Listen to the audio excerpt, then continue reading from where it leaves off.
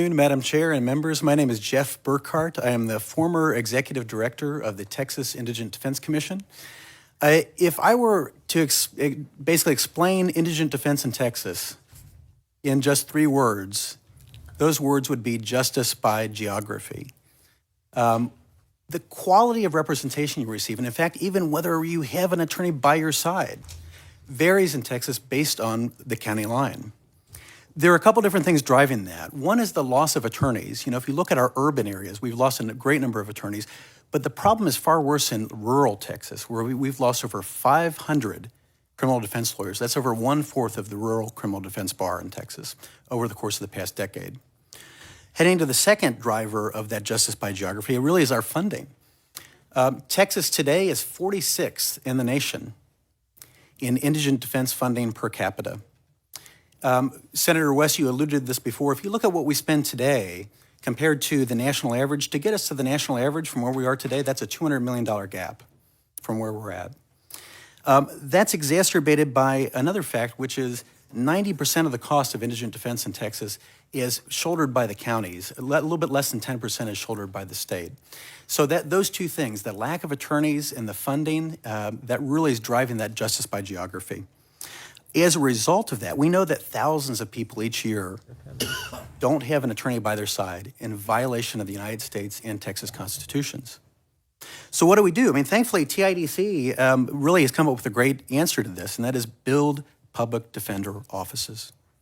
That requires additional funding, but I'll tell you, Texas has built public defender offices at a faster clip than any other state in the nation this century. We're doing an excellent job at that.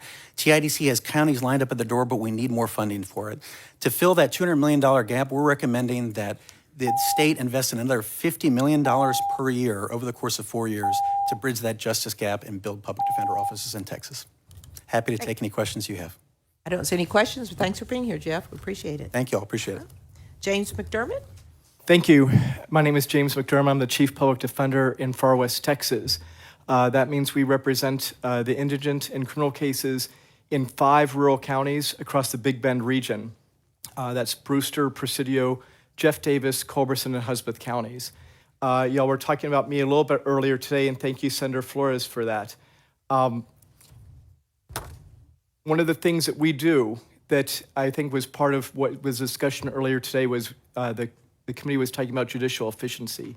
One of the things that we bring to the table is that we come to court on time every time. And those of you who are lawyers who have been in criminal courts know that judges sit around all day waiting for lawyers to show up, waiting for the cases to move.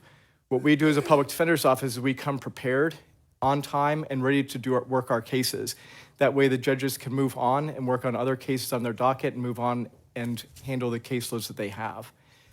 This past year, we had submitted a grant proposal to TIDC to add Valverde and Terrell counties to our program, to extend down the river to cover almost about 50% of the Texas-Mexico border.